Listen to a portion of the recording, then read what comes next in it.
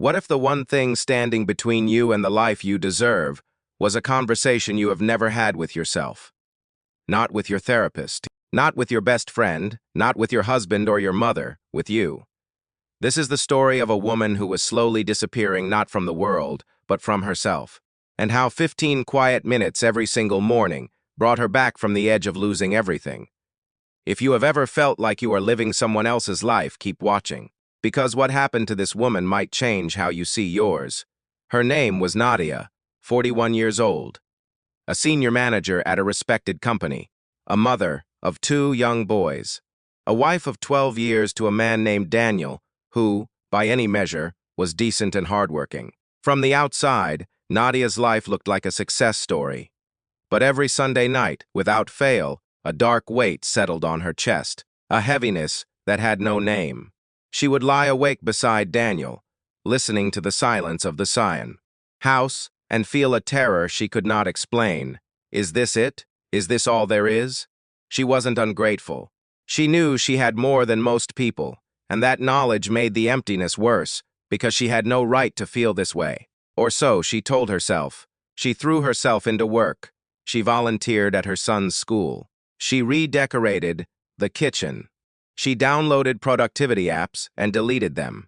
She signed up for a gym membership and went twice. Nothing filled the hole. She began snapping at Daniel over small things. A cup left in the wrong place. A door closed too loudly. She knew she was doing it. She could see the hurt in his eyes. She just could not stop. At work, she sat through meetings and nodded at the right moments, but retained almost nothing. Her team sensed the distance. Her assistant, a sharp young woman named Priya, once asked her quietly, "Is everything okay, Nadia? You seem somewhere else lately." "I'm fine," Nadia said. "Just busy." She was not fine.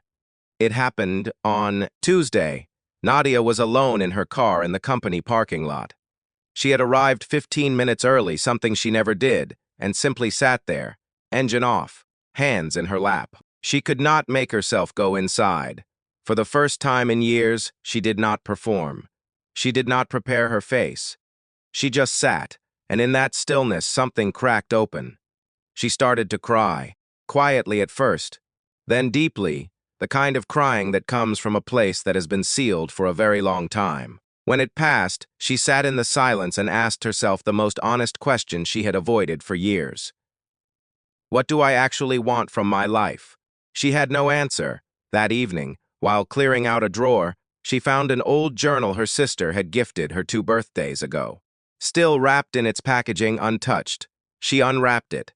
She sat at the kitchen table after the boys were in bed, opened to the first page, and wrote one sentence. "I don't know who I am anymore."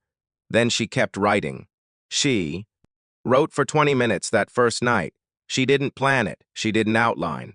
She simply let every thought she had been suppressing flow out through the pen, the fears, the resentments, the secret wishes she had never given herself permission to voice. "I am exhausted from being strong. I miss feeling excited about something. I think I stopped dreaming years ago, and I don't even know when it happened." When she finished, she read it back. It was messy. It was uncomfortable. Some of it surprised her.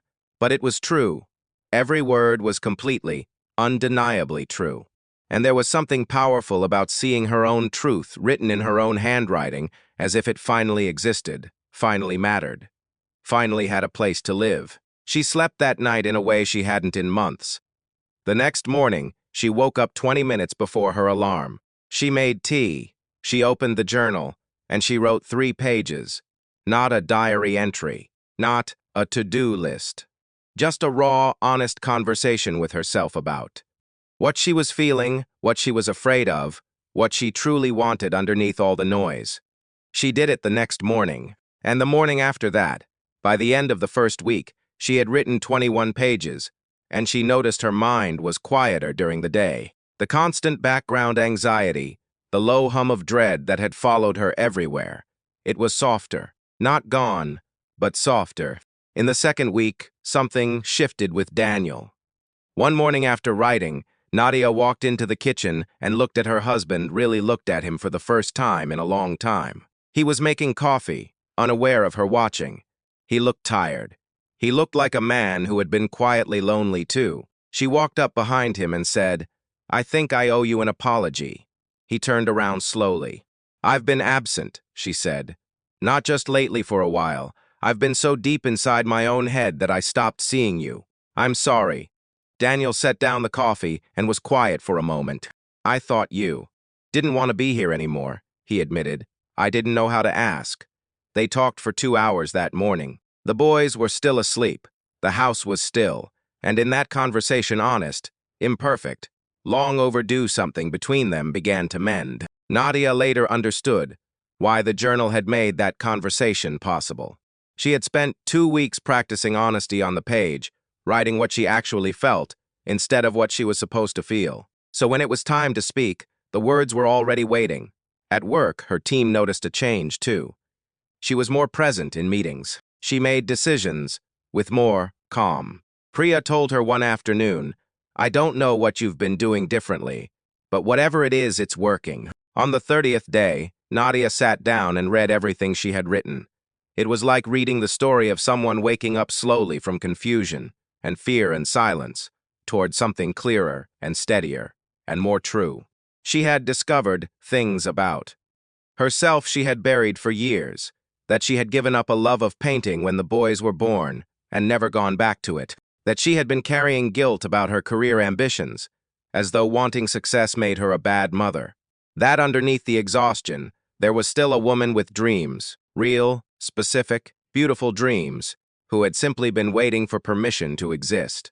The journal had given her that permission, not because writing is magic, but because honesty is.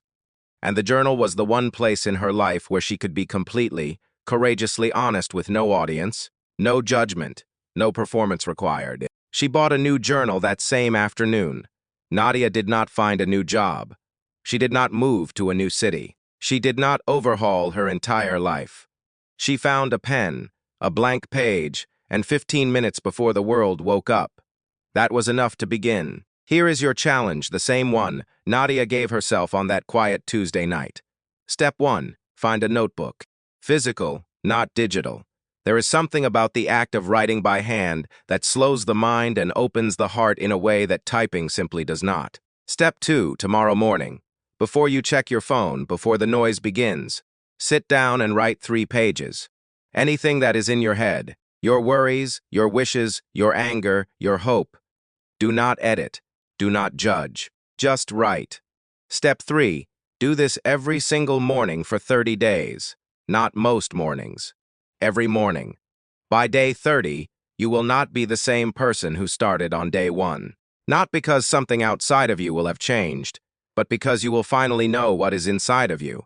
And a person who knows themselves clearly, who hears their own voice above the noise, that person can rebuild anything. You already have everything you need. The only question is whether you will show up for yourself. If you are ready to begin, comment one word below, start, and share this with one person in your life who has been quietly struggling, because sometimes all someone needs to begin their own transformation is the knowledge that someone else already did.